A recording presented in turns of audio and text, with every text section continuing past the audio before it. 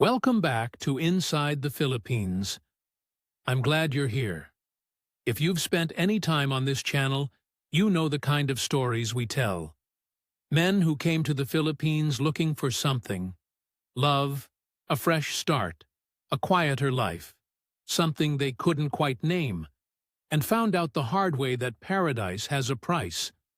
Some of those men lost everything. Some lost most of it. Some got out just in time. Today's story is a bit different. Not because it ends cleanly. It doesn't. But because the man telling it is harder to dismiss than most. He's not naive. He's not a romantic. He spent his whole working life diagnosing problems and fixing them before they got worse. He thought that made him careful. He thought that made him safe. His name is Brendan. He's 65 years old, a retired plumber from Cork in the south of Ireland. He came to the Philippines not chasing a woman, not chasing a dream. He came because the numbers made sense and because the life he'd built back home had quietly stopped existing. What happened after he got here, what he let happen, what he didn't stop, and what it eventually cost him, is something he's still working through. This one is going to stay with you. Here's his story, in his own words. Right. So, I should probably tell you something about Cork first, because if you don't know Cork, you don't know me. And if you don't know me, none of the rest of this makes much sense. Cork is a city that thinks very highly of itself. We have a saying. Well, we have a lot of sayings, but the relevant one is that Cork is the real capital of Ireland, and Dublin is just where the government lives. I've believed that my whole life, and I'll die believing it. And I mention it only because it tells you something about where I'm from. We're not a people who make a fuss. We get on with it. We fix what's broken. We don't talk about feelings at the dinner table, and if something hurts, we find somewhere private to deal with it. And then we come back, and we get on with it some more. I was a plumber for 40 years. Started as an apprentice at 17, had my own small operation by my mid-30s. Nothing grand, me and one other lad, sometimes two. Domestic and commercial work, mostly in Cork City and the surrounding areas. You learn things in that job. You learn that every problem has a source, and the source is almost never where the problem shows itself. You learn to go back further. You learn to follow the pipe. I had a wife, Siobhan.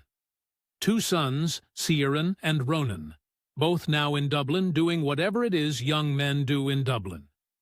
I had a terraced house in Douglas on the south side of the city that I spent the better part of 10 years working on. New bathroom, new kitchen, rewired the whole back half of it myself, which I wasn't strictly qualified to do, but I knew enough. I had a life that fit. Not exciting, not the stuff of stories, but it fit. Siobhan left in the spring of the year before all this. She'd met someone at a line dancing class in Ballincolleen. I'm not going to give you his name because I don't say his name. She'd been going to that class for 2 years, and I'd never given it a second thought, because why would I? She was 59 years old. I was 64. We'd been married 31 years. I'm not going to tell you I didn't see it coming, because that would be self-pity dressed up as honesty. I'll tell you instead that I saw something wasn't right, and I told myself it was a phase, and I kept going to work and coming home and watching the GAA and fixing the dripping tap in the ensuite that was never quite right. And one morning, she sat down across from me at the kitchen table and told me she was leaving. And I remember the specific feeling of the table under my hands. Solid, familiar, something I'd sanded and restained myself. And I nodded. And I said, right. And she started crying. And I didn't. The solicitor's office was on the South Mall. It was a Tuesday. I signed where they told me to sign. The house in Douglas went to Siobhan. I didn't fight it because what was I going to do? Live there alone, counting the rooms. The pension was split.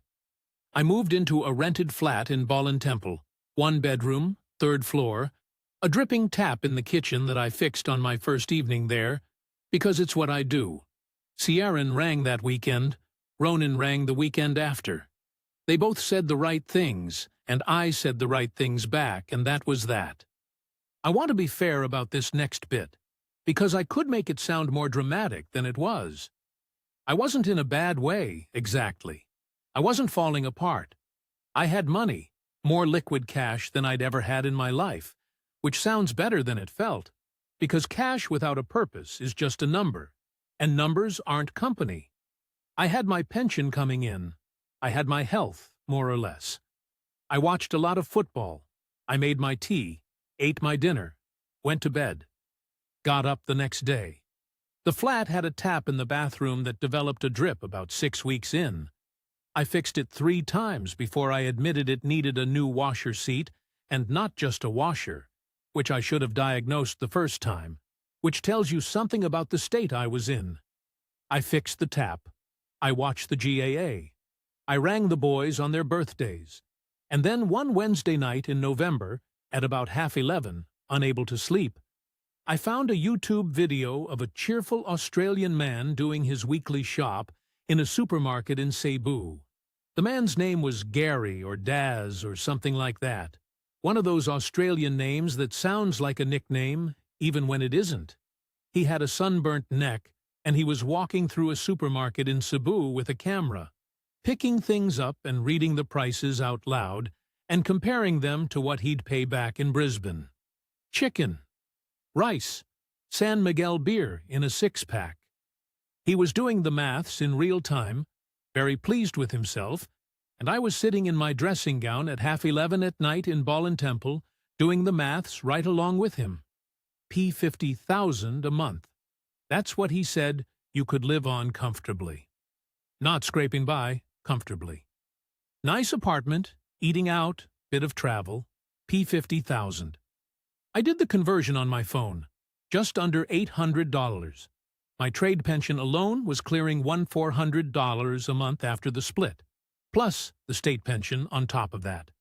I was sitting on a lump sum from the settlement, not what I deserved, but enough, roughly $155,000, doing absolutely nothing in a current account in AIB earning interest that wouldn't cover a round of drinks. Even I couldn't run out of road on that. Now, I want to be clear about something, because I've told this story to a couple of lads since, and they always assume the same thing. They assume I went looking for a woman. I didn't. I'm not saying that to save face. I genuinely wasn't. I was 65 years old, recently divorced, and the last thing I needed was another arrangement I didn't fully understand. What I wanted was somewhere warm, where the money worked and nobody knew my name. That's it. That's the whole ambition. I spent about 3 weeks after that first video doing what I always did before a big job. I researched it properly. Visa rules, cost of living by city, healthcare, expat forums. And God, there are a lot of expat forums. And the men on them range from very sensible to completely unhinged. And you learn quickly which is which. I made a spreadsheet. The boys would have laughed at me. Probably did, when I rang Ciaran and told him I was thinking of going to the Philippines for a look. He said, "Dad, isn't that where men go to find a young girlfriend?" I said, "Ciaran, I'm 65, and I'm not looking for a girlfriend. I'm looking for somewhere the pension goes further than Cork." He said, "Right," and I could hear him deciding to let it go. I chose Dumaguete over Cebu or Manila deliberately. This is important because it tells you the kind of man I was going in. Cebu is a city, busy, noisy, malls everywhere, traffic like you wouldn't believe, and about half the expats you meet in Cebu seem to be there for reasons I'm not going to get into. Manila I ruled out inside 10 minutes of reading about it. Dumaguete was different. Small. University town. A boulevard along the waterfront, where people actually walked in the evenings. The forums said it was popular with retirees who wanted to actually live somewhere rather than just drink in it. That sounded right. I booked 2 weeks in April. Return flight, hotel near the boulevard, all organized. Told the boys. Kiaran said to be careful. Ronan sent me a link to a news article about scams, which I read, thanked him for, and then ignored because I am 65 years old and have been reading people my entire working life. I was wrong about that, by the way, but not in the way Ronan thought. The heat hit me the second I stepped off the plane in Cebu for the connection. Not just warm, a wall of it. Wet and solid, like walking into a damp room that's been shut for a month. I remember standing outside Mactan Airport, waiting for the domestic terminal shuttle and thinking, right, this is a thing I'm going to have to get used to. I did get used to it eventually. Takes about 3 weeks. I got the fast craft ferry from Cebu down to Dumaguete, about 2.5 hours on the water, sitting in a plastic seat with the air conditioning blasting cold enough to see your breath, which felt insane given what was outside. I arrived in the afternoon. The boulevard was exactly what the forums said. Wide, open, a long promenade along the seafront with people walking and kids on bikes, and an old bandstand that I suspect hasn't hosted a band in 20 years. I dropped my bags at the hotel, a clean, simple guest house on Rizal Boulevard, run by a very efficient woman who had no particular interest in me beyond whether I needed extra towels. I walked for about an hour. Had my first San Miguel sitting on a plastic chair outside a little place near the pier, watching the sun go down over the Cervantes Sea or whatever it's called. I want to say the Tannin Strait, but I'm not confident enough to swear to it. Couple of tricycles puttering past. Some lads playing basketball on a court across the road, the metal ring clanging every time someone hit it wrong. Nobody bothered me. Nobody tried to sell me anything, or ask where I was from, or invite me somewhere. I was invisible in the nicest possible way. I ate that first evening at a turo-turo, just off the market area. A canteen, basically, where the food is laid out in pots behind glass, and you point at what you want. That's what turo-turo means. You turo, you point. I pointed at something with pork and something with vegetables and a mound of rice and paid about 120 for the whole thing. Less than $2. The pork was good, properly cooked, not the gray boiled stuff you'd sometimes get at home. I ate alone at a small table and listened to the noise of the market outside and felt, for the first time in I couldn't tell you how long, like I had absolutely no obligations to anything or anyone. I extended the trip after 4 days, rang the guest house owner, and asked about the rate by the month. She gave me a figure, and I said fine. I didn't ring the boys to tell them. I should have. Probably. I didn't. Here's what I can tell you about those first weeks. I ate well and cheaply. I walked a lot. I found a mercury drug on Purtis's Street where I got what I needed. I went to the Robinsons Mall once, which is fine. Nothing special. An air-conditioned mall. You've seen one, you've seen them all.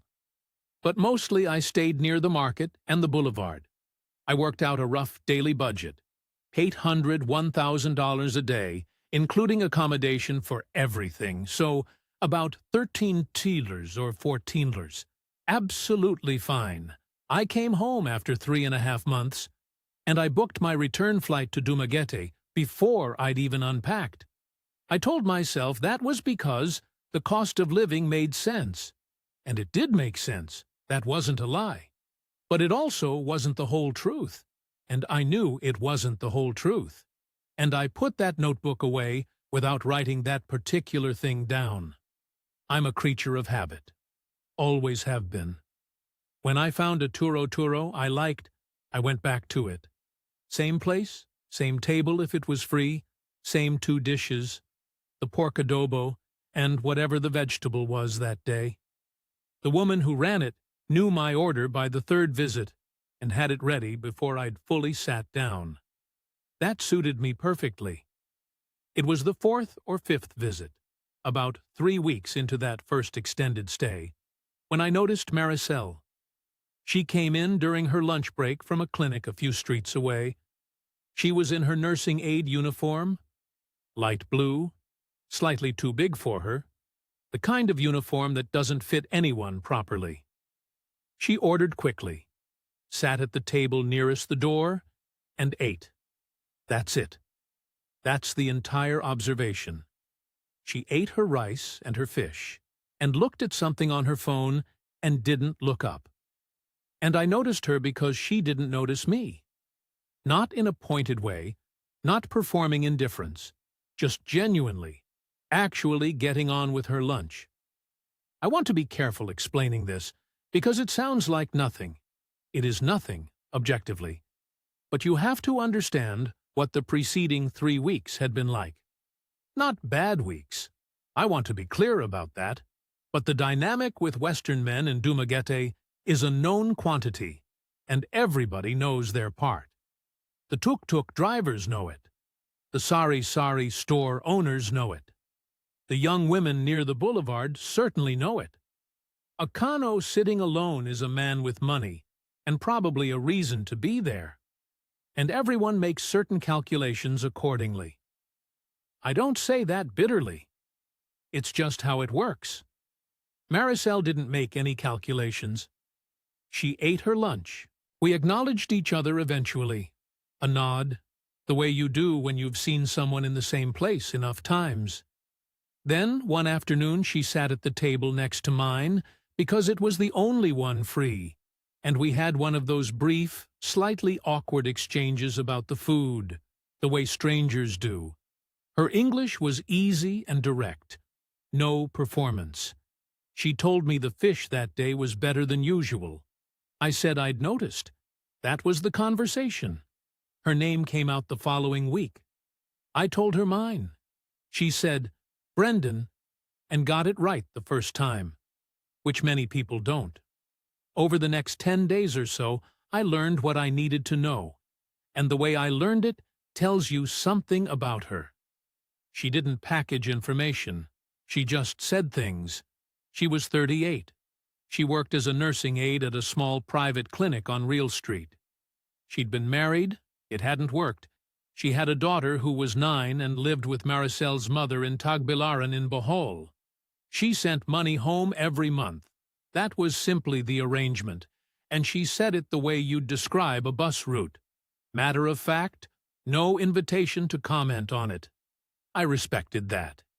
I spent 40 years in a job where you either tell people the truth about what's wrong, or you waste everyone's time and money. I have very little patience for packaging. I went back to Cork after 3.5 months. We exchanged numbers. Her WhatsApp. My WhatsApp. She said, "Safe travels, Brendan," in the same tone she'd used to describe the fish. I said I'd be back. We messaged occasionally over the following months. Not constantly. Nothing like that. A photograph she sent of something funny she'd seen near the market. Me asking a question about somewhere I'd read about. The kind of messaging that doesn't mean anything in particular, but maintains a line. I noticed I checked my phone more than I used to. I noticed that, and filed it under not worth examining. I came back 4 months later. Second visit. And I'll be straight with you. I knew, boarding the plane in Dublin, that Maricel was part of the reason. Not the only reason, but part of it. We had dinner the second night I was there, at a carinderia she knew near the university, plastic tables outside on the pavement, a fan in the corner moving the warm air around without achieving much. We had chicken inazal and rice and San Miguel and talked for about 2 hours. She asked about Cork. I told her. She asked about the divorce. Not intrusively, just directly, because she's direct. And I told her the short version, and she nodded and didn't try to commiserate, which I appreciated more than I can tell you. She told me more about her daughter, about the cost of school fees in Bohol, about her mother's small house, about the monthly transfer she made that left her with very little for herself. She wasn't asking for anything. She was just describing her life. Third visit was 5 months after that. By this point, I'd stopped pretending to myself that I was coming back purely for the weather and the economics, although both remained genuinely compelling reasons. I rented a furnished apartment in a building on the edge of the city for $14,000 a month, about $224, and Maricel spent most evenings there. We didn't talk about what it was exactly. We just got on with it. Here's the thing I keep coming back to, the thing that made me think this was different from what I'd read about on those expat forums. She worked. She worked 6 days a week at that clinic and took home about $18,000 a month, roughly 290s, and she managed on it. She split the cost of dinner without making a thing of it. She never, in 3 visits and nearly 9 months of knowing her, asked me for a single peso. I know how that sounds now. I know exactly how it sounds. At the time, it was the most reassuring thing in the world. Early in the second visit, she said something I've thought about a lot since. We were walking along the boulevard in the evening, the lights coming on across the water, some lads on bicycles weaving between the pedestrians. I'd made some comment, I can't remember exactly, something self-deprecating about being a 65-year-old Irishman who didn't know what he was doing. And she said, without looking at me, "I'm not interested in a cano who wants to rescue someone." I said, "That's grand, because I couldn't rescue a houseplant." She laughed, properly. Not the performed laugh I'd heard from women who worked near the boulevard, calibrated to make a man feel funnier than he is. Just a laugh. I thought about that laugh on the flight home. I thought, this woman is not performing anything. I was right about that. I'm still right about that. The problem wasn't that she was performing. The problem was what came next, and the fact that it wasn't performance either. It was just how things were, and I didn't have the map for it, and I didn't ask for one. The fourth visit, I stopped messing around with short-term arrangements and rented properly. There was a practical logic to it. I'd done the numbers 3 times by that point. A plumber's compulsion. And the cost of hotels and furnished apartments across 3 extended stays was adding up to more than a proper rental would have cost. It was inefficient. I don't like inefficiency. So I went looking for a house. I found it through a letting agent that one of the expat forum lads had recommended. A subdivision about 20 minutes outside the city center on the road toward Valencia. The subdivision was the kind of place that exists in every Philippine city above a certain size. A walled development with a gate and a guard and rows of identical 2- and 3-bedroom houses on clean concrete streets, built for the Filipino middle class and occasionally rented to foreigners who wanted something quieter than the city. The houses were modest but solid. Tiled floors, decent ventilation, small garden at the front, a covered area at the back where you could sit in the evenings without getting rained on. I inspected the plumbing before I signed anything. The letting agent watched me do this and didn't comment. The pipes were fine. Gate valve under the sink. Pressure was reasonable. No evidence of patching over old work. I committed to a 6-month contract at $18,000 a month, a fraction under $290, which was less than I'd been paying for the Ball and Temple flat, for 3 bedrooms and a garden. A plumber's idea of value. Now, I want to address something here, because if you're watching this and you know anything about property law in the Philippines, you'll know that as a foreigner I cannot own land. Cannot. Full stop. I can own a condominium unit under certain conditions, but land and houses built on land. Not mine, not ever. I knew this. I'd read it on about 15 different forums. I was renting, not buying. The lease was in my name. The landlord was a Filipino family who lived somewhere in Metro Manila and communicated entirely through the letting agent. And I was a tenant, the same as I'd been in Temple. No complications, I thought. Maricel moved in, if you can call it that. It wasn't a conversation or a decision. It was more like a tide coming in. A toothbrush appeared in the bathroom. Then a drawer in the bedroom that was hers. Then evenings became overnights, became just how it was. I'm 65 years old, and I've been married 31 years. I know how these things work. I was pragmatic about it. She kept the house orderly in a way I appreciated. I'm tidy by nature, tools in their place, surfaces clear, and I covered the rent and the utilities, and she continued to work at the clinic, and we ate dinner together most evenings, and it was genuinely fine. Better than fine. I want to say that clearly because I think it matters. It wasn't a transaction dressed up as something else. It was two people who got on reasonably well, sharing a space that worked for both of them. I'm not naive. I know the economics of the situation weren't equal, but she wasn't using me, and I wasn't using her. It felt like an arrangement between adults who understood what it was without needing to label it. For about 2 months, that's what it was. Then Maricel told me about her mother. Nanay Dolor was 68 years old, living in a small house in Sibulan, about 20 minutes north of the city. She'd been managing on her own for a while, but her hip had deteriorated. She needed a replacement eventually, but in the meantime, the pain made getting around difficult, and she was increasingly unable to manage the daily things. Maricel, as the eldest daughter, was responsible. This wasn't a question. It was simply a fact, stated the way Maricel stated most facts, without drama or prelude. She asked me if her mother could come and stay. I said, "She's your mother." "Of course," and I meant it. I want to be clear about that too. I'm Irish. I know about elderly parents and the weight of that responsibility.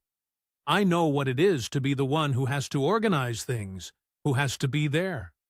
My own mother had a difficult last few years, and I drove over every weekend, and I did what needed doing, and I would do it again without hesitation.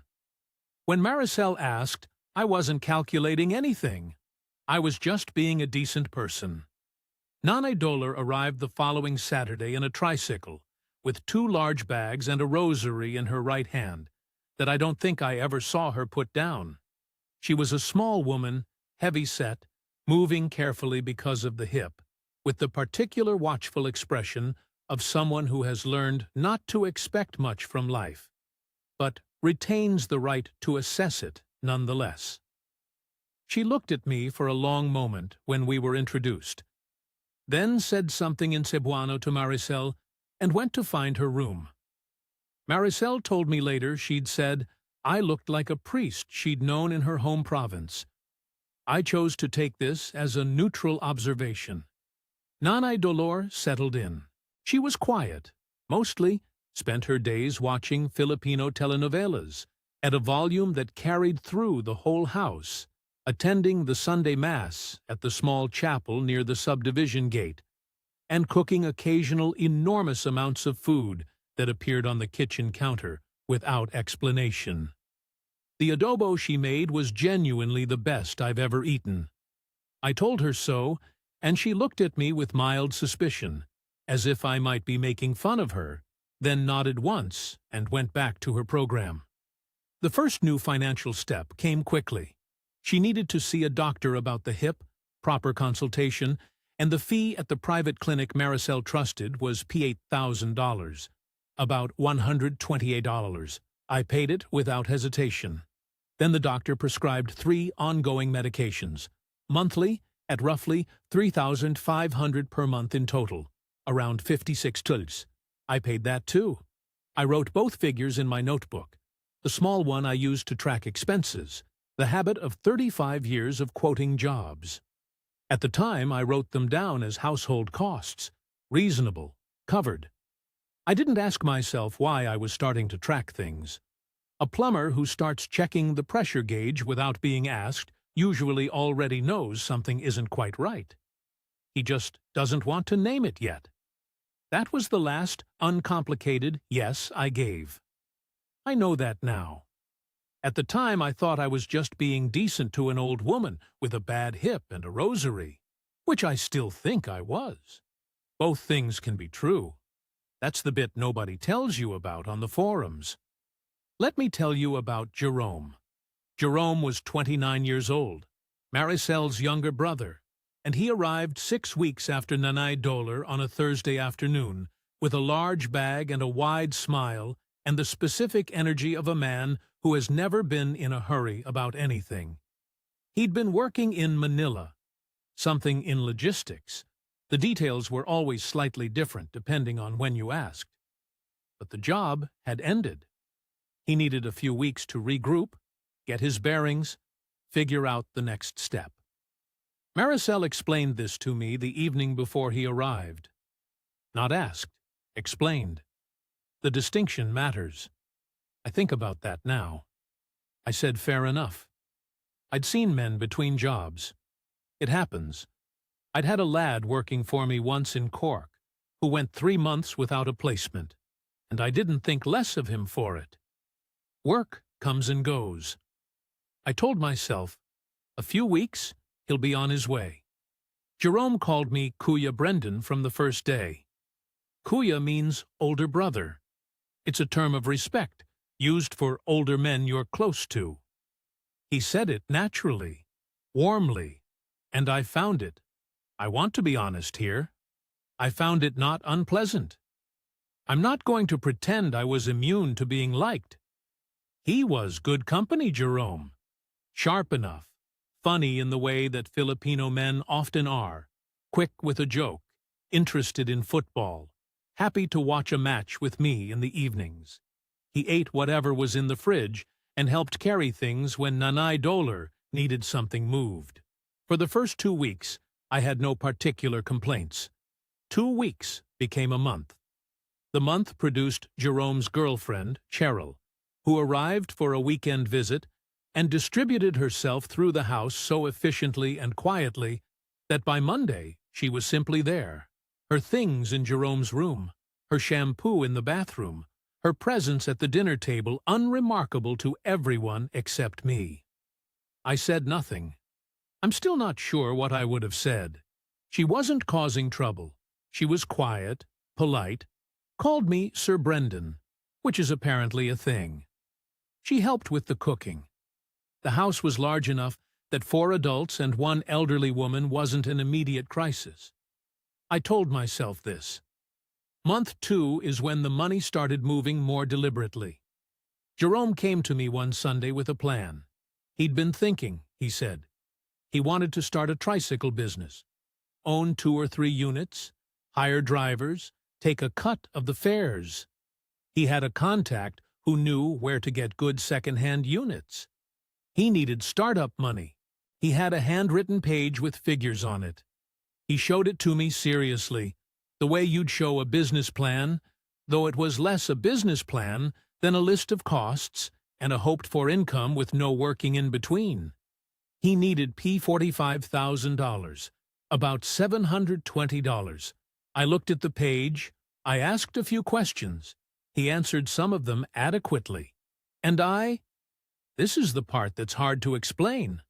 I said yes, not because I was fooled exactly, because the figure wasn't catastrophic, because Jerome was sitting across from me, looking genuinely keen rather than desperate, and because Maricel, who was standing in the kitchen doorway, said nothing, which I interpreted as quiet endorsement. Later, I understood that her silence wasn't endorsement. It was discomfort she didn't know how to express directly. but I didn't understand that then. I transferred $45,000 to Jerome's Gcash account. He thanked me with real warmth. The handwritten page went into a drawer. The tricycle business produced, over the following 3 months, exactly one further conversation about needing a bit more for the license fees. $6,000, another $96, which I declined. And no tricycles. Month 3. A teenage girl arrived from Negros Oriental. Her name was Lainey. She was 16. And she was the daughter of Maricel's cousin, whose life situation was, depending on which account you heard, complicated, irresponsible, or both. Lainey needed somewhere to stay. She needed to finish school. Maricel presented this as both an established fact and an emergency simultaneously, which is a combination I was beginning to recognize. I want to be careful about Lainey, because she was a 16-year-old girl who had done nothing wrong and was dealing with genuinely difficult circumstances. I'm not going to say she shouldn't have been helped. I'm saying I should have been the one deciding whether to help, not the one being informed that the help had already been arranged and the room prepared. Her school fees for the term were $12,000, around $192. Then uniforms, $3,500. Then school supplies, another $2,000. Then a second term arrived. I paid all of it. And then, almost without my noticing quite when it happened, there was a second cousin on the couch. His name escapes me now, which tells you something. He was there for 4 months, and I never quite pinned down who he was exactly or what his connection to the household was beyond some lateral branch of the family tree I couldn't follow. He needed the couch for 2 weeks. 7 people. I counted them one morning standing at the kitchen window, watching them move around the covered area at the back. Maricel getting ready for work, Jerome on his phone, Cheryl hanging washing, Nanay Doler in her chair with her rosary, Lainey eating rice before school, the second cousin asleep on a folded blanket on the porch. 7 people in a house I was paying $18,000 a month to rent. 7 people's groceries on the Gaisano receipt I paid every week.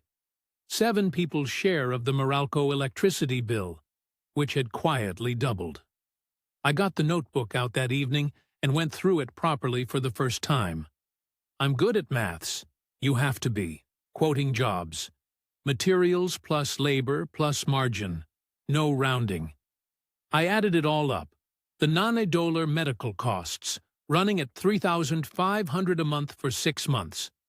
Jerome's phantom business. The school fees, 2 terms. The household groceries above what Maricel and I would have spent alone. The electricity. The miscellaneous $3,000 here, $5,000 there, given on a Tuesday because someone needed something and it seemed petty to refuse. The total was $870,000, roughly $14,000, 11 months. I sat with that number for a while, not in distress, exactly. More the way you sit with a survey report that confirms what you already suspected. The problem was larger than it looked from the outside.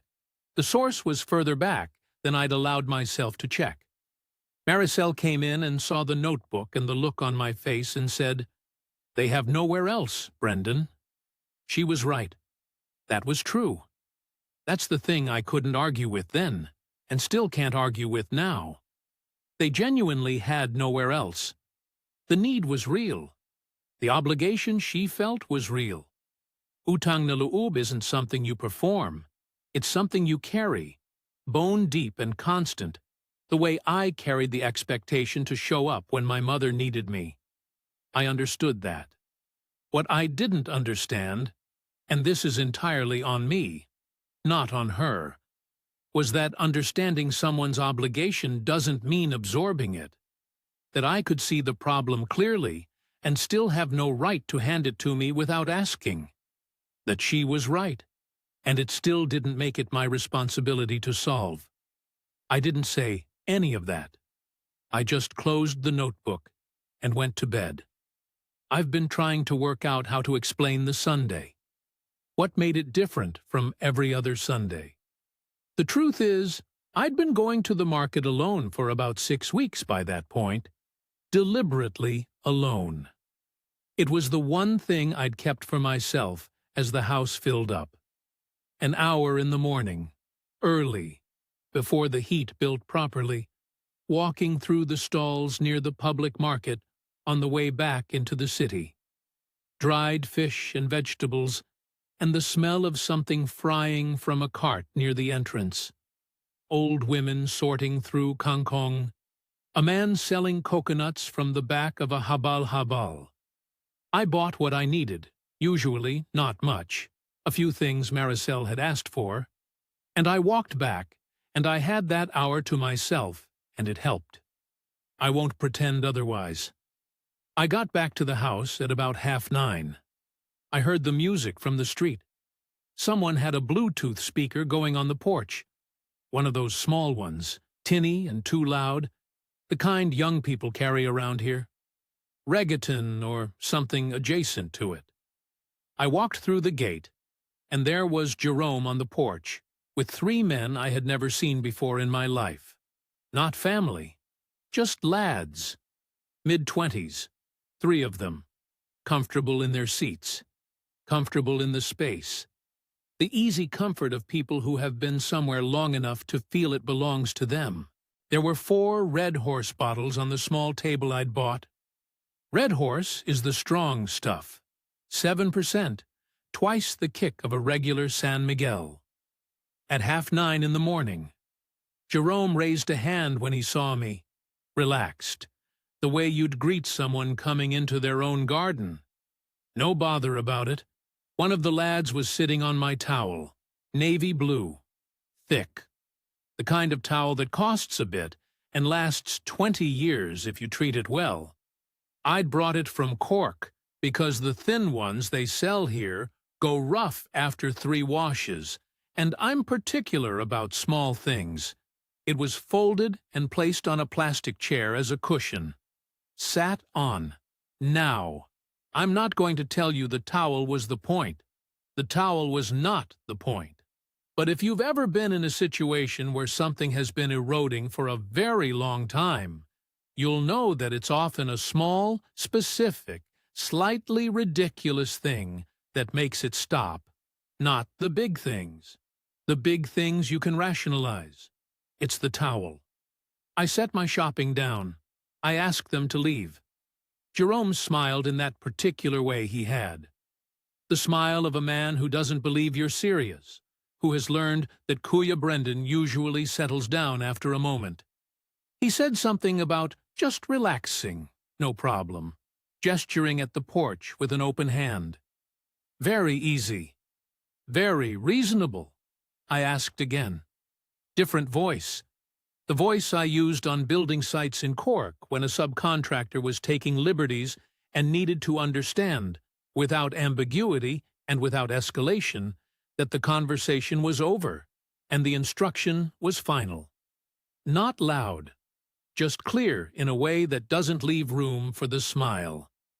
The 3 lads left, quickly enough. Jerome stayed, jaw set, saying nothing. I went inside. What followed was one of the more difficult evenings I've had, and I've had a few.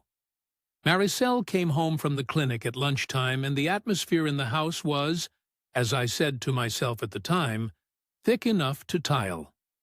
Jerome in his room. Cheryl, Jerome's girlfriend, making herself very quiet in the kitchen. Nanay Dolor in her chair with the rosary and the television turned up, which was her way of not being involved in something she was entirely aware of. And me at the kitchen table with the notebook open. I added everything up again. Properly this time, every line. I'd done a rough total before. This was the full survey. Medical costs, $21,000 over 6 months. Jerome's Phantom Tricycle Fund, $45,000. School fees and supplies for Laney across 2 terms, $29,500. Groceries and utilities above the baseline, approximately $62,000 over the period. The miscellaneous amounts, The 3,000 here and 5,000 there came to about 38,000 once I'd tracked them all. Rent itself, 11 months at $18,000, $198,000, which was mine to pay regardless. But the house I'd rented for 2 people had been running as a household of 7. Total from my pocket, above what I would have spent living here alone with Maricel. Somewhere close to each 70,000. Around $14,000. I'm not catastrophizing. I want to be clear about that. I still had money. The pension was still coming in. I hadn't bankrupted myself, but I'd put $14,000 through a house full of people who were there because I'd said yes at the beginning and then hadn't said no firmly enough at any point after that. And I was 65 years old, and this was my retirement. And the man whose business plan had never produced a single tricycle had just been entertaining strangers on my porch with my beer at 9:30 in the morning. When Maricel came to the kitchen, I told her plainly, Nanay Dolor could stay. I wasn't going to turn an elderly woman out. I had no interest in doing that. She'd done nothing wrong, and her hip wasn't going to fix itself. Everyone else had 2 weeks to make arrangements. She cried. I expected that. She said her family would never forgive her. I said I understood, and I was sorry, and it didn't change what I was asking. She said I didn't understand Filipino culture. I told her she was right. I don't, fully. I probably never will. And it still didn't change what I was asking. That conversation, I think about. The way she said it, you don't understand Filipino culture, not as an accusation exactly, more as a fact she was presenting, a last available argument. And she wasn't wrong. But I also think nobody explained it to me at the start. Nobody sat down with me and said, listen, here is what happens when a Kano moves in. Here is what the family understands, that to mean, here is the obligation you are quietly accepting. If they had, the conversation might have gone differently. Or I might have made the same choices anyway. I honestly don't know. Jerome tested the 2-week deadline. Of course he did. Day 15 arrived and he and Cheryl were still there, his bag still in the room, the whole thing proceeding as if the conversation hadn't happened. I went to his door, and I had the second conversation, shorter than the first, in the same voice. He left the following morning. Cheryl went with him. I heard them getting a grab at 6 in the morning, and I lay in bed listening to the car leave and felt something I can only describe as structural. The way a building settles when you remove a load it was never designed to carry. The second cousin disappeared the same night, quietly, without a word, which told me he'd understood the situation better than Jerome had pretended to. Lainey, I want to say this properly, Lainey's departure was arranged by Maricel, and Maricel paid for her bus and ferry back to Negros Oriental herself. And I don't know what was said to her or how it was explained, but she'd done nothing to deserve any of it, and I hope she finished her schooling. I genuinely do. The day after they all left, Jerome's girlfriend made one final contribution. I was in the garden, and the window was open, and she said something to Maricel in Tagalog, as they were loading the last bag. I don't speak much Tagalog, but the Dumaguete Expat Forum had a glossary someone had put together, and one word I recognized clearly. Kuripot. Stingy. She said Maricel's Kano was kuripot. I heard it, and I thought, she's not wrong. She just thinks it's an insult. 6 weeks on. The house has 3 people in it. Me, Maricel, Nanay Dolor. The oscillating fan in the front room, the old one, the broken one that Jerome's friend knocked off the shelf in month 3, and which nobody admitted to knocking, has been replaced. I bought a new one at the SM hypermarket in the city, a decent size, P1800. I put it together myself. It works. The cupboard in the spare room that held the second cousin's belongings, bags, a jacket, 2 pairs of trainers, a plastic bag of things I never examined. I emptied it, cleaned it, left it open to air. It smells like a cupboard now instead of a person I barely knew. Small thing. Noted. The house is quiet, in a way it hasn't been since Nanay Dolor arrived. Quiet enough that I can hear the neighbor's television through the wall in the evenings, and the roosters starting up at 4 in the morning, and the chapel bells on Sundays when Maricel takes Nanay Dolor to Mass. I've started going to the market again. Same hour, same stalls. The man with the coconuts recognized me last week and nodded. That's enough. Let me account for what this cost. Properly, because I'm a plumber, and I believe in accurate invoicing. The total I put through that household above what I'd have spent on my own was roughly $870,000, around $14,000. Add to that the additional rental costs for the fourth visit's short-term apartment before I moved into the house. Another $42,000, call it $670. Various incidentals I didn't record properly in months 2 and 3. Conservatively, $25,000. The full figure from the moment I landed on that first visit to the Sunday with the towel is somewhere close to $130,000. Approximately $18,000. I still have my pension, both of them, the trade pension and the state pension, coming in monthly to my AIB account, converting nicely at current rates. I still have the lump sum, minus what I've spent here, sitting where I left it. I'm not destitute. I'm not broken. I've lost more on worse things. The divorce settlement alone made $18,000 look like a minor adjustment. The money isn't the bit that takes work to sit with. The bit that takes work is this. I came here specifically to be somewhere nobody expected anything from me. That was the whole plan. The specific appeal, as I said at the start, was anonymity and low obligation. And I walked directly into a culture built on the precise opposite of that. A culture where obligation is not a burden people carry reluctantly, but the foundation of how love is expressed, where taking care of your family isn't a choice, but the definition of being a good person, where a man with a pension from a rich country who rents a 3-bedroom house is not seen as fortunate, but as responsible for sharing that fortune, the way water flows downhill, because that's simply what water does. I didn't understand that.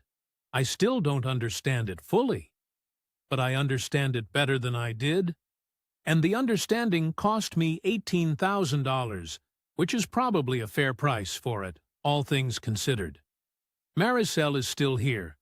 I want to be clear about that because I think it matters to the story. She didn't leave when I cleared the house. She stayed, and she goes to work at the clinic 6 days a week, and she makes tea in the evenings without being asked.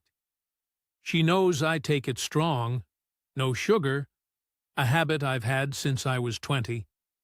And she laughs at my jokes when they're worth laughing at, and ignores them when they're not, which is about the correct ratio. But something is different. Something shifted the night I sat at the kitchen table with the notebook. And both of us know it, and neither of us has named it directly, which is very Filipino of her and very Irish of me, and perhaps explains why we're still in the same house. The conversations about money are different now. I have them when they need to be had. There have been 2 since Jerome left. One about Nanay Dolor's next doctor visit, which I agreed to because of course I did. And one about Maricel sending support to her daughter in Bohol, which I said was entirely between herself and her own finances, and she agreed. And that was that. Short conversations. Clear. No drama on either side, which I credit to both of us. I spoke to Ronan last month. He asked, cautiously, how things were going. I said grand. He said, "Are you sure?" I said, "Mostly." He said that was more honest than I usually was. I told him I'd had some time to think. He didn't push it, which is also very Irish. Here is what I'd tell anyone thinking of coming here. And, I mean actually tell them, Not the version you give yourself at midnight watching a YouTube video. This is a country with a genuinely different architecture of obligation. Not better or worse than what you're used to. Different. Deep different. The eldest daughter, who is responsible for her parents and siblings, isn't performing duty. She's fulfilling the central expectation of her existence, the way I expected myself to show up when my mother needed me. When her family sees a Kano in the house, they are not calculating how to extract money from a foreigner. They are identifying where in the network of obligation this new person belongs. And a man with a pension who rents a 3-bedroom house belongs somewhere near the top of that network, whether he knows it or not. You need to know this before the house fills up, not after. Before. Understand what utang na loob means, really means, not just the translation. Have the conversation about family and money and expectations before you sign the lease, not months in when you're already feeding 7 people, and it's too late for the conversation to be easy. Get the survey done before you buy the house. That's what I should have done and didn't. And that, as simply as I can put it, is what this story is. One more thing. Maricel asked me a few weeks ago. We were sitting on the covered area at the back in the evening, the heat finally coming off the day, Nanay Dolar's television audible through the wall. She asked if I was happy here. I told her I was working on it. She said that was a very Irish answer. I said, well, there you go then. She made a sound that was almost a laugh, and we sat there until it got dark, and that was fine. That was genuinely fine. It's complicated, and I won't tell you it isn't. And I won't tell you I'd do it all differently if I had it again, because I don't know that I would. But it's mine. This life I landed in sideways, and I'm working on it. That's Brendan's story, and we're grateful to him here at Inside the Philippines for telling it with the kind of honesty that most people keep private. The thing we want to leave you with is this. Brendan wasn't deceived by a scheming woman running a calculated operation. Maricel is not a villain. Jerome is not a villain. Even Cheryl, with her parting shot about the Kuripot Kano, was expressing a genuine cultural bewilderment at a man who seemed to have resources and chose not to share them fully.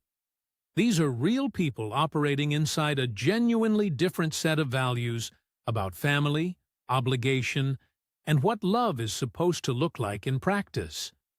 The lesson isn't, don't trust Filipinas.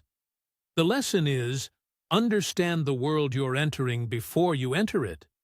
Filipino family obligation is real. It is profound. And in many contexts, it is one of the most beautiful things about this culture. The way people show up for each other, generation to generation, without question. The problem isn't the culture. The problem is the collision between that culture and a man who came here specifically because he was tired of being needed. Before you rent the house, have the conversation. Before the first family member arrives, talk about what that means and what you're able to offer and where the line is. Draw the boundary while the house is still empty. It is substantially harder to draw it once there are 7 people in it and a teenage girl's school fees in your notebook. If you've had experiences like Brendan's, or different ones, better or worse, we'd love to hear from you in the comments. That's what this channel is for. And if this story was useful to you, if it gave you something to think about before you board that flight or sign that lease, then share it with someone who might need it. Take care of yourselves. We'll see you on Inside the Philippines.